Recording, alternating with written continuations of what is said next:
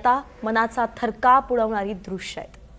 जुलै महिन्याचा तिसरा आठवडा सुरू होतोय, मात्र पावसानं चक्क पाठ फिरवली आहे। त्यामुळे कित्येक शेतांमध्ये जमिनीमध्ये भेगा पडलेल्या आहेत। जिथे पेरणी करायची त्या जमिनीत पावसाचा मागमूसही नाहीये। तडे गेलेलं पाहणं हे खरखरच विदारक दृश्य आहे। तर ही दृश्य आपण सध्या पाहतोय। वर्ध्यातली ही सगळी जमीन आहे। तुम्ही पाहू शकताय कशा पद्धतीनं जमिनीला भेगा पडलाय, इतकी ती कोरडी झाली आहे। आणि या परिस्थितीचा आढावा घेतलाय आमचे प्रतिनिधी निलेश बंगाले यांनी।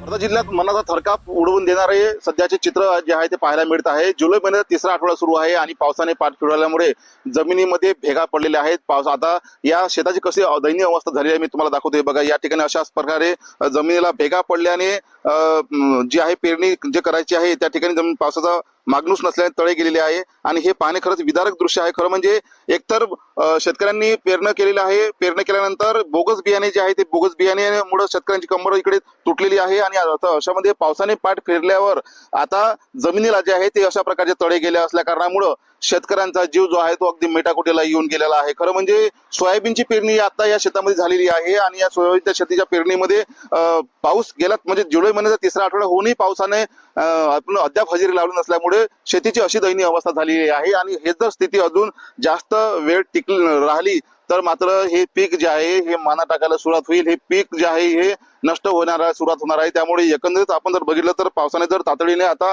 हजेरी लावली नाही तर शेतकऱ्याला दुबार पेरणीचं संकट त्याच्या डोक्यावर जे आहे हे घोंगावत आहे। त्यामुळे शेतकऱ्यांना तातडीने आता मदतीची गरज जी आहे ही करणे गरजेचे आहे। वरुण राजा केव्हा बरसतो हे सुद्धा पाहणे गरजेचे आहे, कारण शेतकऱ्यांच्या पाठीशी नेहमीच हे असे संकट जे आहेत ही उभी राहताना आपल्याला पाहायला मिळत आहे। आपण जर बघितलं तर वर्धा जिल्ह्यामध्ये बोगस बियाण्यांच्या 305 तक्रारी दाखल झाल्या असून त्यापैकी 183 तक्रारी ज्या आहेत एकटे देवळी तालुक्यातून दाखल झाल्या। त्यामुळे एकंदरीत भयावह स्थितीमध्ये आता शेतकऱ्यातून बाहेर काढणे नक्कीच गरजेचे आहे।